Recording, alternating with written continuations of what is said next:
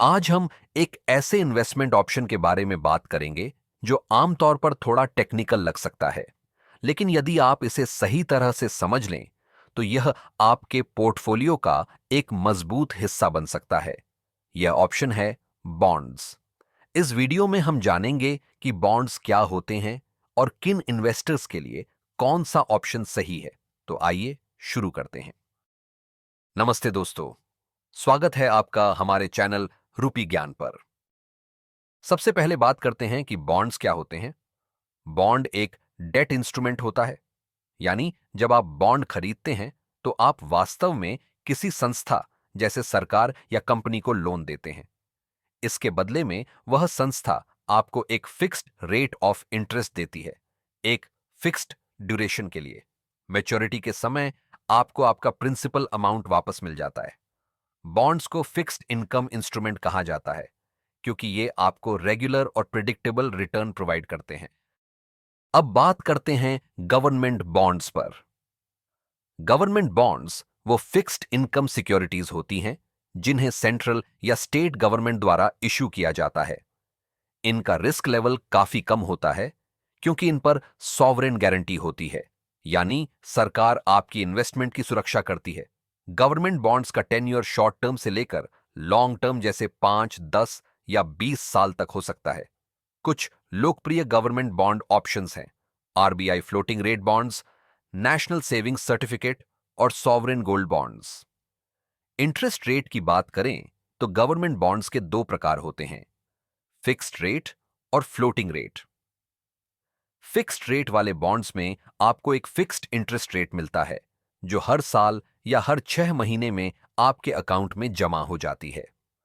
Floating rate bonds में interest rate बाजार की स्थितियों के अनुसार बदलता रहता है, जैसे RBI floating rate savings bonds.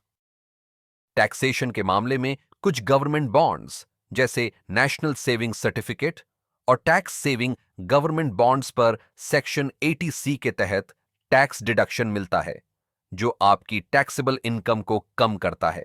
हालांकि बॉन्ड्स पर मिलने वाला इंटरेस्ट अमाउंट टैक्सेबल होता है और आपकी इनकम स्लैब के अनुसार टैक्स लगाया जाता है। इन्वेस्टमेंट के लिए आप गवर्नमेंट बॉन्ड्स को विभिन्न तरीकों से खरीद सकते हैं। कुछ बॉन्ड्स सीधे गवर्नमेंट वेबसाइट्स या ऑथराइज्ड बैंक्स और पोस्ट ऑफिसेज से खरीदे जा सकते हैं। वहीं कुछ बॉन्ड्स जैसे सॉवरेन गोल्ड बॉन्ड्स आप स्टॉक एक्सचेंज या डीमैट अकाउंट्स के जरिए भी खरीद सकते हैं। अब समझते हैं कॉर्पोरेट बॉन्ड्स को।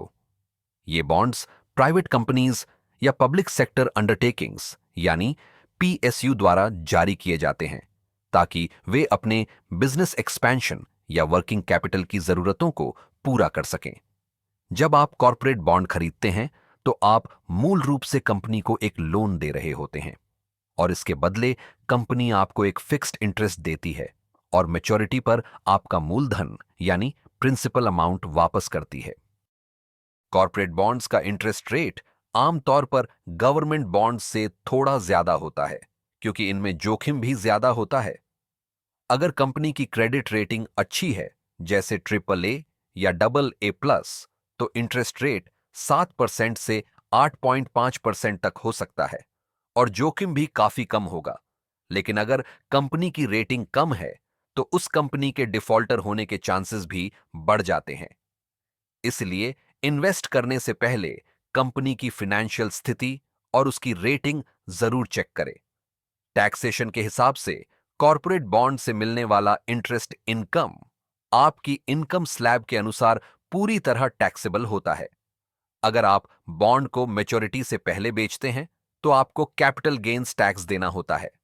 अगर होल्डिंग पीरियड 3 साल से कम है तो आपके इनकम टैक्स स्लैब के अनुसार short term capital gains tax लगता है और अगर होल्डिंग 3 साल से ज्यादा है तो 20% long term capital gains tax लगता है, जिसमें इंडेक्सेशन बेनिफिट मिलता है।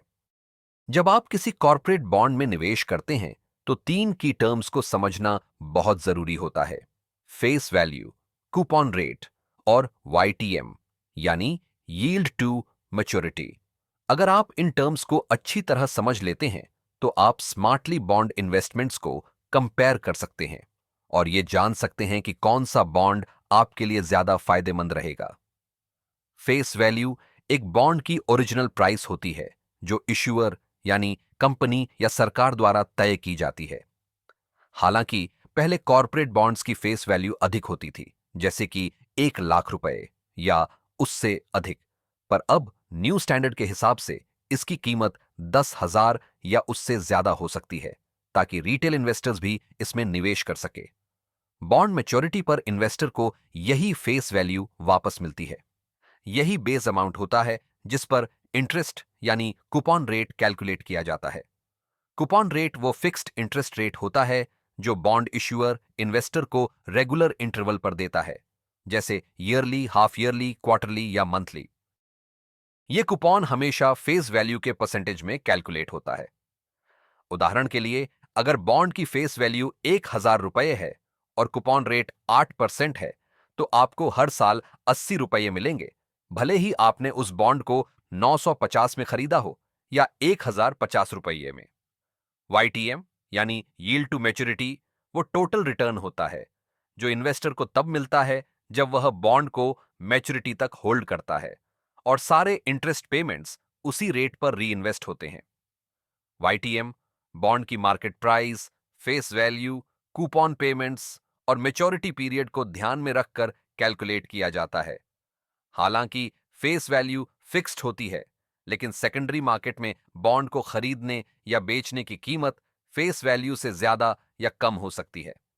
अगर आपने बॉन्ड को डिस्काउंट पर खरीदा है, यानी फेस वैल्यू से कम प्राइस पर खरीदा है, तो YTM कूपन रेट से ज्यादा होगा।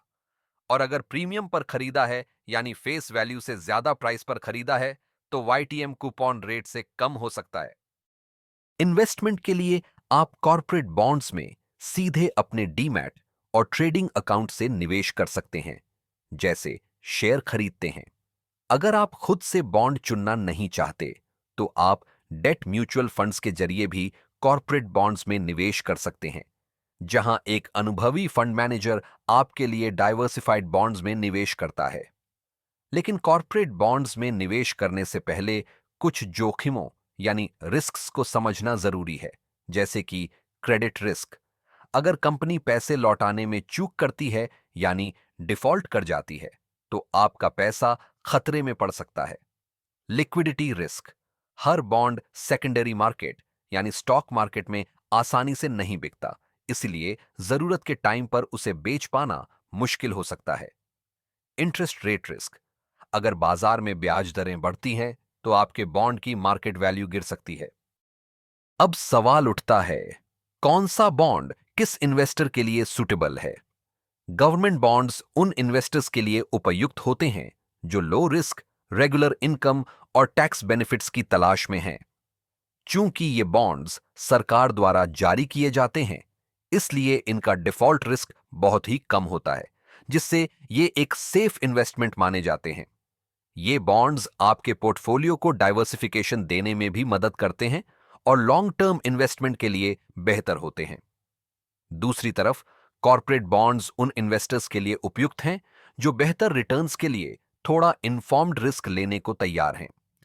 इन बॉन्ड्स को कंपनीज अपनी कैपिटल नीड्स को पूरा करने के लिए जारी करती हैं और इन पर मिलने वाला कूपन रेट गवर्नमेंट बॉन्ड्स की तुलना में आमतौर पर अधिक होता है। चूंकि इनमें क्रेडिट रिस्क जुड़ा होता है, इसलिए इन्वेस्टर को बॉन्ड इश्यूअर की क्रेडिट रेटिंग और फाइनेंशियल हेल्थ की अच्छी समझ होनी चाहिए। अगर आप लॉन्ग टर्म के लिए इन्वेस्ट करना चाहते हैं और आपकी रिस्क टॉलरेंस मॉडरेट है, तो कॉर्पोरेट बॉन्ड्स एक अट्रैक्टिव फिक्स्ड इनकम ऑप्शन हो सकते हैं। तो साथियों, बॉन्ड्स एक इंपॉर्टेंट इन्वेस्टमेंट ऑप्शन है जो आपके इन्वेस्टमेंट पोर्टफोलियो में स्टेबिलिटी और डाइवर्सिटी लाते हैं। यह समझना आवश्यक है कि आपका उद्देश्य क्या है, regular income, protection of capital या हायर रिटर्न्स। अपने इन्वेस्टमेंट गोल्स के अनुसार ही सही प्रकार का बॉन्ड चुनें। साथ ही बॉन्ड में निवेश करने से पहले उसके इश्यूअर की क्रेडिट रेटिंग और मार्केट कंडीशंस को जरूर देखें। सही जानकारी और सोच समझकर किया गया निवेश लंबे समय में आपके वेल्थ क्रिएशन में अहम भूमिका निभाता है। यदि यह जानकारी आपको उपयोगी लगी हो, तो कृपया वीडियो को लाइक करें हमारे चैनल रूपी ज्ञान को सब्सक्राइब करें और कमेंट में अपने प्रश्न या सुझाव अवश्य शेयर करें। आपके फीडबैक का हमें हमेशा इंतजार रहेगा। इस चैनल पर दी गई सभी जानकारी केवल शिक्षात्मक और सामान्य जागरूकता के उद्देश्य से है। यह किसी भी तरह का वित्तीय निवेश या कानूनी सलाह नहीं है। निवेश करने से पहले अपने वित्तीय सलाहकार से सलाह लेना जरूरी है।